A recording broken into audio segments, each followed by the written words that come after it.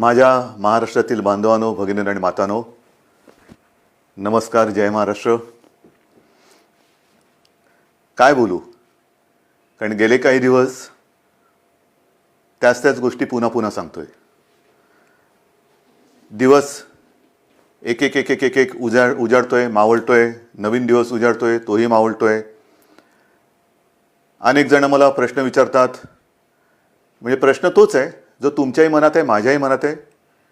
एकूणच हे जे काही युद्ध चालू आहे, मला एका लता दीदींच्या गाण्याची आठवण आली. संपूर्ण जगाची अवस्था सरणार कधी रण, याच परिस्थितीत आहे. वाट बघतोय आपण, हे रण संपणार कधी. आणि हे रण लढताना, युद्ध लढताना मागेही आपल्याला बोललो होतो की शत्रू समोर असेल तर आत्तापर्यंत आपण हिंदुस्थानी सगळे जे आहेत, सगळे माझे महाराष्ट्रातले माता भगिनी बांधव आहेत, त्यांनी एक गाव दोन तुकडे करून ह्या शत्रूचा कधीच नायनाट केला असता. पण हा शत्रू दिसत नाही आहे ना, तीच तर पंचायत आहे. आणि हा शत्रूसुद्धा एवढा विचित्र आहे की तो आपल्याच लोकांच्या माध्यमातून आपल्यावरती हल्ला करायला बघतोय. पण तरी देखील आपण सर्वांनी जो एक अभूतपूर्व पराक्रमच, मी म्हणेन, होय पराक्रमच आहे, अभूतपूर्व पराक्रम केलेला आहे की संयम, धैर्य, हिम्मत, जिद्दीने लढतो होता आपण. आणि ही जिद्द, मला खात्री आहे उद्या हे आपलं युद्ध सुरू होऊन, म्हणजे महाराष्ट्राचं 6 आठवडे पूर्ण करतो आपण. 6 आठवडे फार मोठा काळ आहे. गेल्या वेळेला बोललो होतो तेव्हा 5 आठवडे पूर्ण केले होते. आता 6 आठवडे उद्या पूर्ण करू. आकडेवारी काय आहे, महाराष्ट्रामध्ये काय चाललेलं आहे, अनेकांना प्रश्न पडतो. मुंबईत काय चाललंय, महाराष्ट्रात काय चाललेलं आहे. मी नम्रपणाने आपल्यासमोर काही माहिती ठेवतो आहे. याचा अर्थ असं नाही की इतर देशामध्ये इतर राज्य काही कमी करतात, असं नाही आहे. पण आजपर्यंत म्हणजे मी तुमच्याशी बोलतोय, हा आकडा माझा कालचा आहे. त्याच्यानंतर कालची रात्र आणि आत्ता 1 वाजतोय. 1 वाजेपर्यंत आणखीन हा आकडा पुढे सरकलेला आहे. आणि तो आकडा आहे आपण महाराष्ट्रामध्ये किती टेस्ट केलेले आहेत. एक जे काही सगळीकडे काहूर उठतं ना, टेस्ट करा, करतोय आपण टेस्ट. जसं जसं आपल्याला शक्य होतंय तसं आपण या सगळ्या सोयीसुविधा वाढवतो आहोत. आत्तापर्यंत माझ्याकडे जो आकडा आहे, आत्तापर्यंत म्हणजे हा कालचा, मी पुन्हा एकदा सांगतो, काल संध्याकाळपर्यंतचा साधारणतः 66,796, म्हणजे 66,800 पर्यंत ह्या टेस्ट झालेल्या आहेत. त्याच्यामध्ये किमान 95% ह्या टेस्टमधले जे आपल्या व्यक्ती होत्या त्या निगेटिव्ह आलेल्या आहेत, म्हणजे त्यांना ह्याचा प्रादुर्भाव झालेला नाही. 66-67,000 ह्या टेस्ट झाल्यानंतर मग जे चित्र आपल्यासमोर आहे ते हेच आहे की साधारणतः 3,666-67,000 टेस्ट केल्यानंतर त्याच्यात 3,600 हे पॉझिटिव्ह आलेले आहेत. एकूण आत्तापर्यंत त्यातले 300-350 हे कालपर्यंत सांगतोय, ज्यांना ह्याचा प्रादुर्भाव झाला होता त्यांना बरं करून आपण घरीसुद्धा सोडलेलं आहे. आत्तापर्यंतसुद्धा एक आपण समाधान मानू शकतोय की जेवढे काही पॉझिटिव्ह रुग्ण आपल्याला सापडत आहेत त्यांच्यात किमान 70 ते 75% हे अतिसौम्य किंवा ज्यांना अजिबात लक्षणं नाहीत या वर्गात मोडत आहेत. आपल्याकडे जवळपास आज 52 रुग्ण हे थोडेसे मध्यम गंभीर ते अतिगंभीर या वर्गामध्ये मोडत आहेत. आपलं आता लक्ष आहे हे जे गंभीर आहेत त्यांना वाचवणं. पण होतंय काय की काही ठिकाणी आजसुद्धा मला ठिकठिकाणच्या डॉक्टरांकडनं जे काही त्यांच्याशी चर्चा करतोय तर असं समजतंय की बऱ्याच वेळेला अगदी शेवटच्या टप्प्यामध्ये हे रुग्ण आपल्याकडे येतात. म्हणजे आपण काहीच करू शकत नाही. काही केसेसमध्ये तर असे आढळून आलेले आहे की तो रुग्ण आल्यानंतर त्याचा रिपोर्ट टेस्टला दिल्यानंतर तो जो काय काळ लागतो, टेस्टसाठी जो काय काळ लागतो, रिपोर्ट येण्यासाठी तो लागतोच आहे. तो काय अजून कोणी कमी नाही करू शकलेला. तो रिपोर्ट प्राथमिकता देऊन आपण करून घेतो की हा गंभीर आहे, ह्याचा रिपोर्ट आम्हाला आधी द्या. एक काही अपवादात्मक परिस्थितीत असे झालेले आहे की ते रिपोर्ट येण्याच्या आतच त्यांचं दुर्दैवाने निधन झालेलं आहे. आणि म्हणून मला नेहमी हेच तुम्हाला सांगतो आहे आणि सांगायचं आहे की कोणतेही लक्षण, सर्दी, खोकला, ताप हे लपवू नका, घरच्या घरी उपचार करू नका. आपण याची विभागणी केलेली आहे, ज्याला आपण फीवर क्लिनिक म्हणतो. सर्दी, खोकला, ताप यांच्यासाठी दवाखाने पण सुरू केलेले आहेत. ज्यांना ज्यांना ही लक्षणं आढळतील, ही अशी काही ज्याला म्हणतो ना की नुसतं संसर्ग म्हणजे हात लावला तरी झालं असं नाही आहे. जर मास्क लावला, थोडं अंतर ठेवलं तर हे प्रादुर्भावाचा टाळता येतो. पण आपल्यापासून आपल्याला हे लक्षणं दिसत असतील तर लोक वालीत टाकतील का? अशा संस्कृतीचा महाराष्ट्र नाही आहे. एकमेकाला मदत करणारी आपली संस्कृती आहे. आणि म्हणून मी पुन्हा आपल्याला विनंती करतोय की जर का कोणाला अशी लक्षणं आढळली, स्वतःमध्ये अशी लक्षणं वाटली, तर न घाबरता, न पळता, घरच्या घरी न राहता तुम्ही ह्या दवाखान्यात या. जेवढं लवकर आपण याल तेवढं लवकर आपल्यावरती इलाज होईल. आणि मी गेल्या वेळेला सांगितलं होतं की करोना झाला म्हणजे संपलं, असं नाही. आज सुद्धा जे मी तुम्हाला आकडा दिलेला आहे, बरं होऊन म्हणजे काही ठिकाणी तर जवळपास गंभीर झालेली रुग्ण सुद्धा बरे होऊन आपण घरी सोडलेत, म्हणजे त्यांना जाऊ दिलेलं, बरं करून घरी जाऊ दिलेलं आहे. तर असंही आहे, अगदी 6 महिन्याच्या बाळापासून 83, 84, 85 वयाच्या आजीपर्यंत रुग्ण हे बरे झालेले आहेत, बरे होत आहेत. पण वेळेमध्ये आले तर, वेळेत आले पाहिजे. एक गोष्ट मला आणखीन सांगावीशी वाटते की काल मी संध्याकाळी मुंबईतील जे आपले खाजगी दवाखाने आहेत, हॉस्पिटल्स आहेत, किंबहुना स्वतः काही प्रॅक्टिस करणारे डॉक्टर्स आहेत, यांच्यापैकी काही डॉक्टरांशी बोललो. आणि मला समाधान आहेत, हे सुद्धा कुठेही लढायला कमी नाही आहेत. त्यांच्याशी मी स्वतः बोललो, आपले टास्क फोर्सचे डॉक्टर बोलले, महापालिका आयुक्त बोलले. या सर्वांनी एक आपल्याला आश्वासन दिलेलं आहे, विश्वास दिलेला आहे की आज उद्यापासून ह्यांच्या सगळ्या ज्या काही प्रॅक्टिस आहेत, विशेषतः नॉन कोविड पेशंटसाठी, नॉन कोविड म्हणजे ज्यांना कोविड नाही आहे, कोरोना झालेला नाही आहे, असे सुद्धा अनेक रुग्ण, त्यांच्या जुन्या तक्रारी आहेत. कोणाला किडनीचे आजार आहेत, कोणाला हृदयरोग आहे, कोणाला मधुमेह आहे, इतरही काही व्याधी आहेत, काही जणांना अचानक होत आहेत. तर त्यांच्यावरती उपचार करण्यासाठी हे क्लिनिक, हे दवाखाने आणि हे हॉस्पिटल्स ही कोणत्याही परिस्थितीत चालू पाहिजेत. नाहीतर कोरोना कोरोना कोरोना करताना ह्यांच्याकडे दुर्लक्ष झालं तर हाही वर्ग खूप मोठा आहे. त्याच्यासाठी ते आपल्याला मदत करतात, त्या सगळ्यांना मी धन्यवाद देतोय. आणि मी संपूर्ण महाराष्ट्रातील डॉक्टर्सना आवाहन करतोय, विनंती करतो आहे की मुंबईतले डॉक्टर्स तयार झालेले आहेत, महाराष्ट्रामध्ये सुद्धा तयार होत आहेत. पण आता घाबरू नका. तुम्हाला जे जे काही हवं आहे, जे जे काय सरकार म्हणून करता येणं शक्य आहे, ते सर्व सरकार म्हणून आम्ही करतो आहोत. काही काळजी करू नका. तुम्हाला अगदी PPE किट पाहिजे असतील, जिथे जिथे शक्य आहे, कारण आजही या सगळ्या उपकरणांचा थोडा नाही म्हटलं तरी तुटवडा आहेच. मी उगाच काहीतरी खोटं सांगणार नाही आहे, पण तुटवडा थोडासा आहे. पुरवठा होतो आहे, केंद्राकडनं होतोय, राज्य सरकारसुद्धा जिथून जिथून शक्य होईल तिथून हा जो काही उपकरणांचा आपल्याला पुरवठा होऊ शकतोय त्यांना संपर्क करून त्यांच्याकडनं सुद्धा घेतोय. म्हणजे हे होत आहे, परिस्थिती सुधारते, नक्कीच सुधारते. धान्याच्या बाबतीत सुद्धा जवळपास 80-90% लोकांपर्यंत राशन आपण पोहोचवलेलं आहे. भगवा रेशन कार्डच्या बाबतीमध्ये राज्याने जो एक मोठा निर्णय घेतला त्याच्याप्रमाणे वाटप आता येत्या काही दिवसात सुरू होते. आपण त्यांना कमी दराने, सवलतीच्या दराने अन्नधान्य देतो आहोत. केंद्राने सुद्धा, मी मागे जे बोललो होतो किमान आधारभूत किमतीने, त्याच्या बाबतीत सुद्धा ते मदत करतायत. आपल्याला अजून काय करता येणं शक्य आहे ह्याच्याबद्दल विचार करून केंद्राशी आपली बोलणी चालू आहेत. केंद्र सुद्धा आपल्याला मदत करते. महत्त्वाचा मुद्दा काय, अनेकांना असं आजही वाटते की केंद्र सरकार मोफत धान्य वाटते, तुम्ही का नाही देत? मोफत धान्य, केंद्र मोफत धान्य देते, मग तुम्ही का नाही देत? मोफत देत आहे, पण ते आत्तापर्यंत तरी फक्त त्यांनी तांदूळ दिलेले आहे. आणि हा तांदूळ सुद्धा अन्न सुरक्षा जी काही आपली एक योजना आहे त्यातल्या लाभार्थ्यांसाठी आहे. जसजसा तांदूळ येतोय तसं तोही आपण वाटतोय. या तांदूळाबरोबर आपण डाळ आणि गव्हाची मागणी केलेली आहे. कारण नुसतं तांदूळ घेतोय तो आम्ही देतोय, पण तांदूळासोबत म्हणजे भाताबरोबर गहू आणि डाळ तर पाहिजे. त्या गहू आणि डाळीची सुद्धा आपण मागणी केलेली आहे. आणि मला विश्वास आहे अजून जरी त्याच्यात काही सुधारणा झाली नसली तरी लवकरात लवकर केंद्र सरकार ही आपली मागणी मान्य करून डाळीचा आणि गव्हाचा सुद्धा पुरवठा आपल्याला करेल. तो जसा येईल तसा तो आपण वितरण करायला त्याची सुरुवात करतोय. एकूणच काय की हळूहळू आता गोष्टी या आपल्याला लक्षात आल्यानंतर त्याच्याही बाबतीत यंत्रणा ही व्यवस्थित काम करते आहे. हे सगळं करताना आता उद्या 20 तारीख आपण तर आपला लॉकडाऊन 30 तारखेपर्यंत आणि केंद्र सरकारने म्हणजे माननीय पंतप्रधानांनी तर 3 मे पर्यंत केलं. चांगली गोष्ट केली. ह्याचं कारण असं की गेल्या काही दिवसामध्ये हे जे काही आकडे आहेत हे केंद्र सरकार सुद्धा बोलते की थोडेसे त्याच्यामध्ये घट होते. महाराष्ट्रामध्ये सुद्धा आणि मुंबईमध्ये सुद्धा मी अद्याप काही बोलणार नाहीये. गेल्या काही दिवसातले आकडे ह्याची पुन्हा मी एक तपासणी करायला सांगितले की मला खात्रीपूर्वक सांगा. आहे रोजची मला माहिती येते, पण कुठेही भ्रमात आपण राहायचं नाहीये.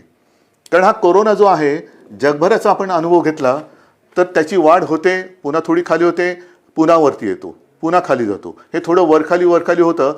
खाली लवकर येईल आणि वर जास्त जाणार नाही ह्याची दक्षता आपल्याला घ्यायची. कुठेही भ्रमात राहून चालणार नाही, गाफील राहून चालणार नाही. आता काय झालं, आला खाली नाही, तो खाली आला आणि आपण गाफील राहिलो तर तो खाली आणि जाऊ रे. तर तसं नकोय, मला गाफील राहायचं नाहीये. आज मला महत्त्वाचं जे सांगायचं आहे की 20 तारखेपासून जे काही सगळं ठप्प झालेलं आहे, अर्थचक्र आपलं या कोरोनाच्या चिखलात रुतलेलं आहे. अर्थचक्र हे पुन्हा फिरवायलाच पाहिजे, नाहीतर कोरोनातून आपण बाहेर पडू आणि आर्थिक संकटात म्हणजे आगीतून फुफाट्यात. आणि त्याच्यासाठी उद्यापासून परत एकदा गणपती बाप्पा मोरया करून काही ठिकाणी आपण याला मोजक्या आणि माफक स्वरूपात परवानगी देत आहोत. त्याबद्दल सुद्धा मला थोड्याशा गोष्टी स्पष्ट करायच्या आहेत.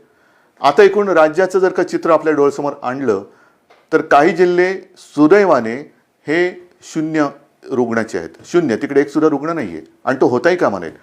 काही ठिकाणी जे थोडेसे होते त्याच्यात आता घट येत म्हणजे नवीन रुग्ण नाही आहे आणि त्याच्यात वाढ होत नाही आहे ते सुद्धा बरे होऊन घरी चाललेले आहेत.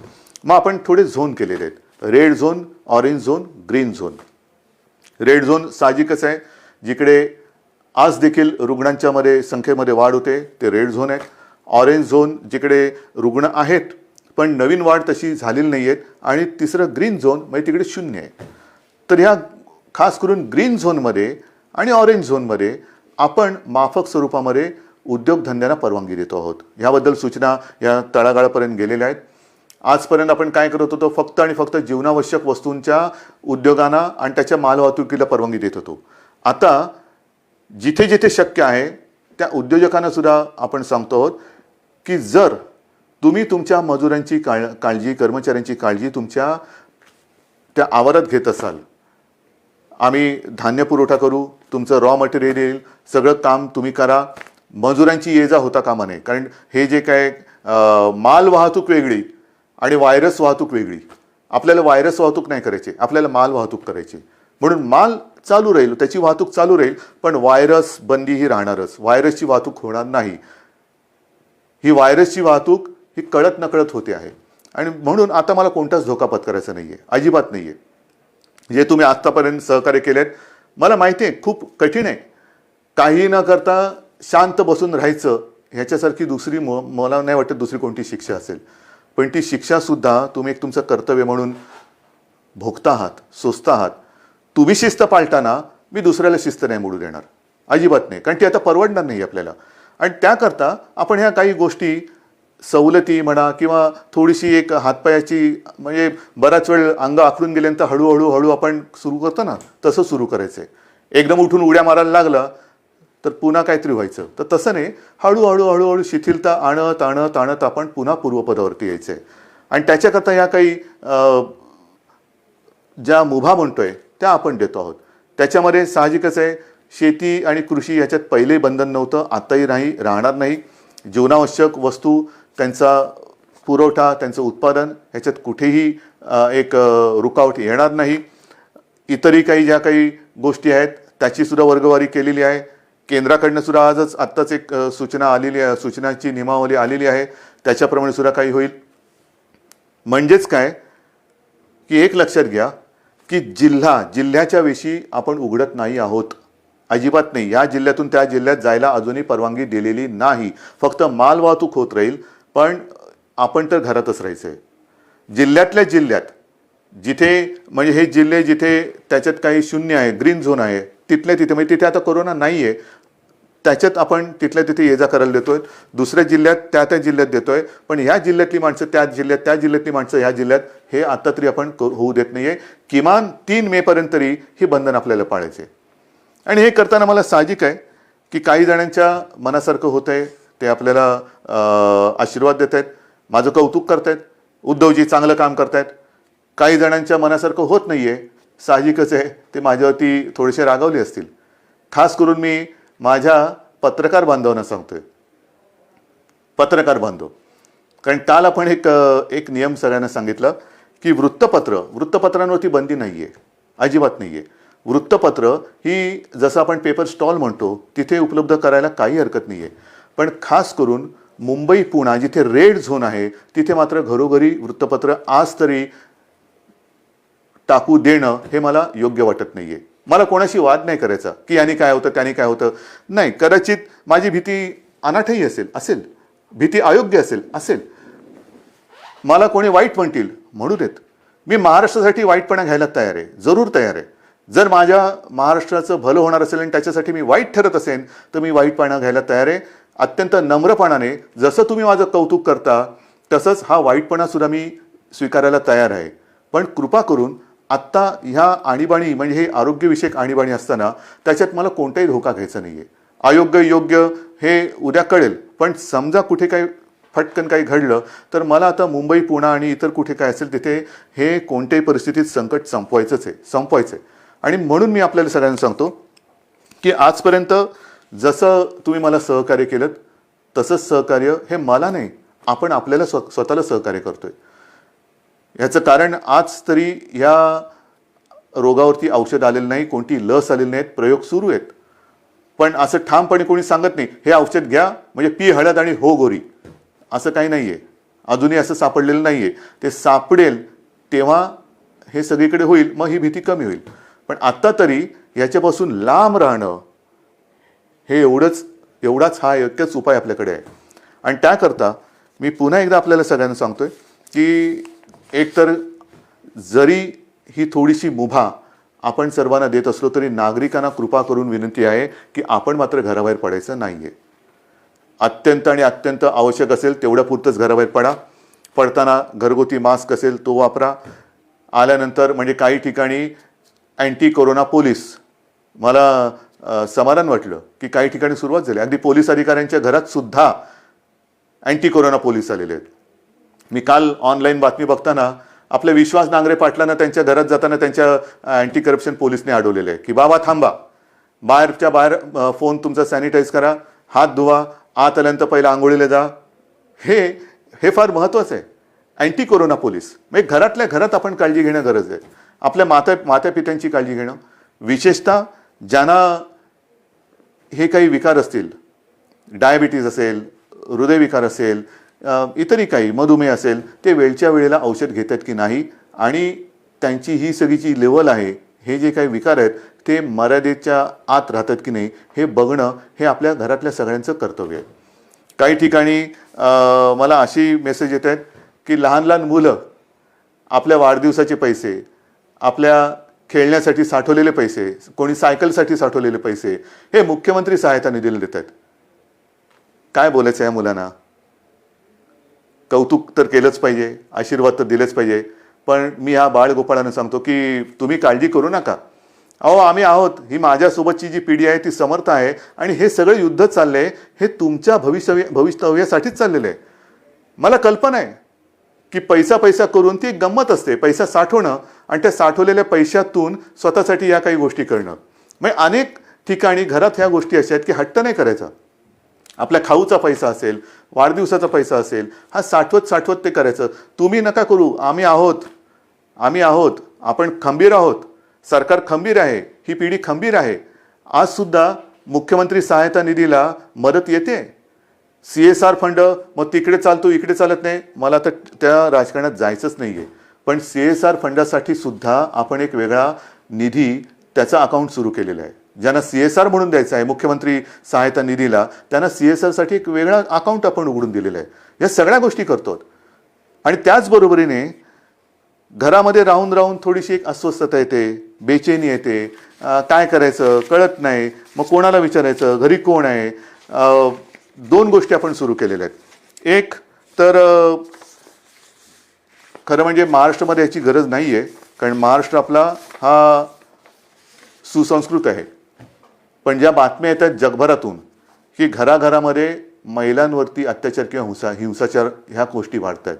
महाराष्ट्रात असं होणार नाही. एक सुद्धा केस अशी होता कामा नये, अजिबात होता कामा नये. पण तरी देखील महिलांना मी विनंती करतोय की समजा दुर्दैवाने कुठे असा आपल्याला अनुभव आला तर 100 नंबर हा आपल्या मदतीसाठी आपण केलेला आहे. कुठे अशी जर का तुम्हाला वाटली की इकडे आपल्यावरती अन्याय होतो किंवा थोडंसं होते, मानसिक स्थिती थोडीशी इकडे तिकडे होते, पण तिच्यासाठी ती सांभाळण्यासाठी आणि महिलांना रक्षण देण्यासाठी एक 100 नंबर हा आपण त्या सेवेसाठी देतो. दुर्दैवाने जर का अशी कुठे घटना घडत असेल तर 100 या नंबरवरती माझ्या माता भगिनींनी फोन करावा. तत्काळ आपलं महाराष्ट्र सरकार आपला भाऊ म्हणून आपल्यासोबत आपल्या मदतीसाठी धावून आल्याशिवाय राहणार नाही. आणि हे सांगत असताना मी आणखीन 2 नंबर आपल्याला सांगतोय, कारण इतके दिवस घरी राहिल्यानंतर मन अशांत होणार, मनात बेचैनी वाढणार, एकटेपण वाटणार, काय करावं कळत नाहीये, थोडंसं वैफल्य वाटणार. मग काय करायचं? तर त्याच्यासाठी सरकारने 2 नंबर आपल्यासाठी दिलेले आहेत. घेता लिहून? कागद पेन आहे हातामध्ये? ठीक आहे, बघा पटकन.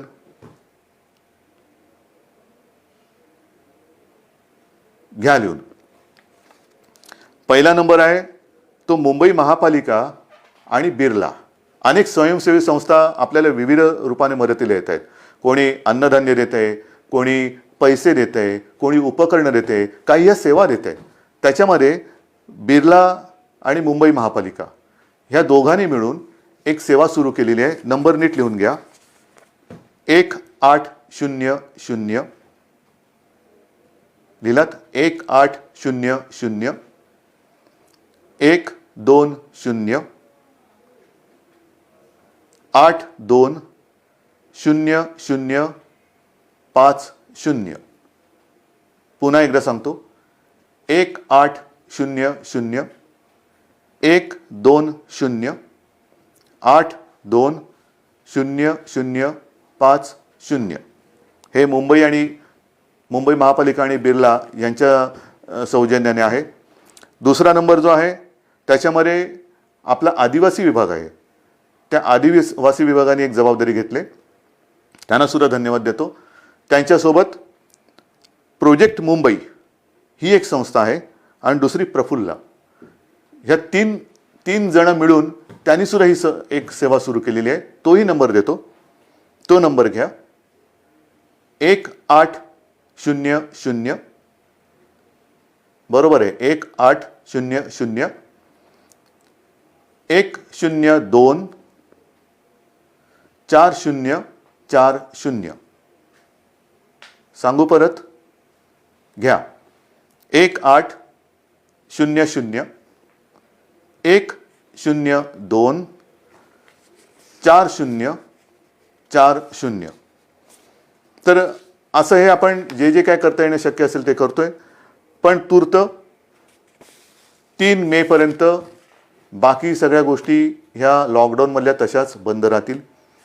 कोणत्याही स्वरूपाचे धार्मिक, राजकीय, सांस्कृतिक कार्यक्रम हे महाराष्ट्रामध्ये होणार नाही.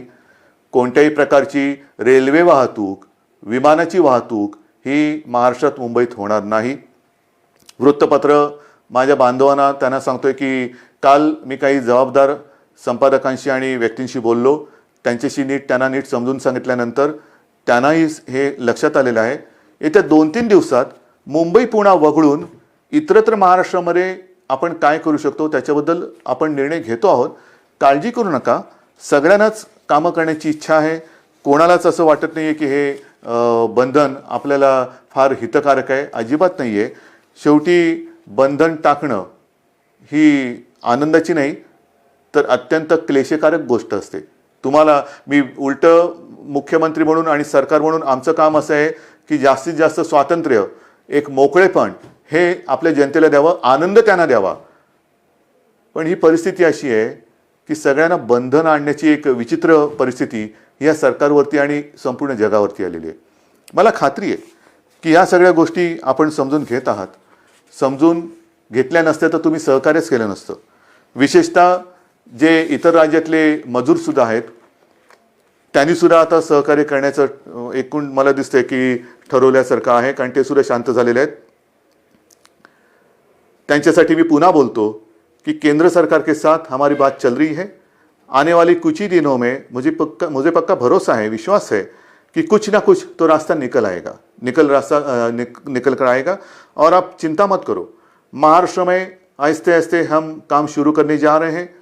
अगर संभव है तो आप आइए, काम पर लौट आइए, आपकी रोजी रोटी चालू रहेगी. और जिस दिन ये माहौल है ये खत्म हो जाएगा, मैं आपको वचन देता हूं कि आपके घर तक महाराष्ट्र सरकार आपको पहुंचाएंगी. लेकिन हम चाहते हैं कि आप जब भी घर जाएंगे पूरा परिवार आपका वहां होगा, आप यहां हैं. ये अच्छी बात नहीं है, मैं भी मानता हूं, समझता हूं. लेकिन जब भी आप घर लौटेंगे एक खुशी खुशी जाओ, डर कर नहीं जाना. वो भी डरे हुए हैं, आप भी डरे हुए हैं. आप उनको बता दीजिए हमारे महाराष्ट्र में हम हैं, महाराष्ट्र की सरकार हमारा अच्छा ख्याल रख रही है. आप हमारी चिंता ना करें, आपकी भी चिंता, वहां की सरकार आपका ख्याल रख रही है, तो आप भी चिंता ना करें. लेकिन सब संभल कर रहिए. ये दिन कुछ ही दिनों का सवाल है, ये भी दिन निकल जाएंगे और फिर से मुझे पक्का भरोसा है खुशी की दिन लौट आएंगे. और इन शब्दों के साथ सबको मैं आभार व्यक्त करता हूं, धन्यवाद देता हूं. सगळ्यांना जय हिंद, जय महाराष्ट्र. लढायचंच आणि जिंकायचंच.